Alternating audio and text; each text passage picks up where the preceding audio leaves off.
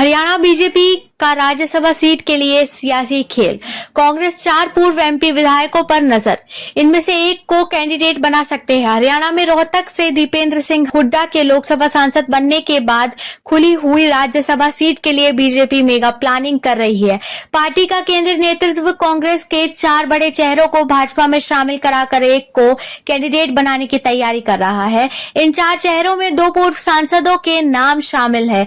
वहीं भाजपा कांग्रेस के 2 पूर्व विधायकों पर भी नजर गड़ाए हुए हैं।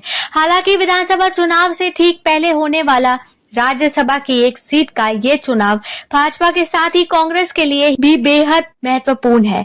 हाल ही में संपन्न हुए लोकसभा चुनाव में भाजपा को 5 सीटों का नुकसान हुआ है।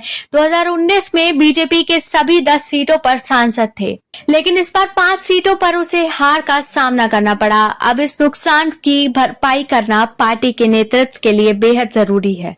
लोकसभा के इस खराब प्रदर्शन से यदि पार्टी उभरती है तो ये आने वाले चुनावों में भाजपा के लिए संजीवनी की तरह काम करेगा। इसकी दूसरी बड़ी वजह 3 महीने बाद होने वाले विधानसभा चुनाव है। भाजपा हरियाणा में 2014 से सत्ता में काबिज है। पार्टी इसको बरकरार रखना चाहती है। 10 साल की एंटी इनकम्बेंसी को देखते हुए लोकसभा चुनाव से ठीक पहले सरकार में बदलाव तक कर चुकी है। अब प्रदेश के साथ ही केंद्रीय नेतृत्व इस राज्यसभा सीट को जीतकर पार्टी कार्यकर्ताओं के बीच सकारात्मक माहौल बनाने की कोशिश करना चाहता है। हरियाणा भले ही क्षेत्रफल के हिसाब से छोटा राज्य हो, लेकिन इसको लेकर हमेशा ही भाजपा का केंद्रीय नेतृत्व सजग रहता है।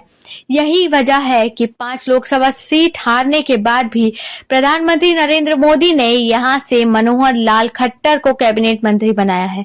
साथ ही राव इंद्रजीत सिंह और कृष्णपाल गुर्जर को राज्य मंत्री बनाया है। अब इन 3 बड़े चेहरों के साथ ही मुख्यमंत्री नायब सिंह सैनी के लिए राज्यसभा सीट जीतना बड़ी चुनौती होगी। ब्रजेंद्र सिंह इनका नाम इस लिस्ट में पहले नंबर पर है। इसकी वजह यह है कि ये हाल ही में भाजपा छोड़कर कांग्रेस में शामिल हुए हैं। हालांकि कांग्रेस ने इन्हें इस लोकसभा चुनाव में टिकट नहीं दी है। साथ ही पार्टी लाइन से भी साइड चल रही है, जिसको लेकर ये नाराज बताए जा रहे हैं। इनके पिता पूर्व केंद्रीय मंत्री चौधरी बीरेंद्र सिंह भी लोकसभा चुनाव के बाद राज्यसभा सीट को लेकर एक्टिव हो गए हैं। श्रुति चौधरी भिवानी महेंद्रगढ़ सीट से इस बार ये कांग्रेस पार्टी के टिकट की प्रबल दावेदार थी, लेकिन इनके विरोधी खेमे ने इनकी टिकट कटवा दी, जिसके चलते वह अब घर बैठी हैं। हालांकि इनकी मां कांग्रेस विधायक किरण चौधरी अपनी नाराजगी सार्वजनिक मंच पर राहुल गांधी से जाहिर कर चुकी हैं। सियासी जानकारों का कहना है कि लोकसभा में टिकट कटने के बाद ये कोई बड़ा फैसला कर सकती हैं। कैप्टन अजय यादव ये सभी गुरुग्राम से लोकसभा सीट पर टिकट कटने से नाराज चल रहे हैं। लोकसभा में इनके स्थान पर पार्टी ने राज बब्बर को उम्मीदवार बनाया था। यही कारण रहा कि ये लोकसभा चुनाव से पहले ही घर ही बैठ गए थे। हालांकि यादव कांग्रेस ओबीसी सेल के राष्ट्रीय चेयरमैन और सीनियर नेता हैं। चूंकि ये यादव हैं और हरियाणा की अहिरवाल बेल्ट में यादवों का अच्छा दबदबा है, इस कारण से भाजपा का एक धड़ा इन्हें भाजपा में शामिल कराने का प्रयास कर रहा है।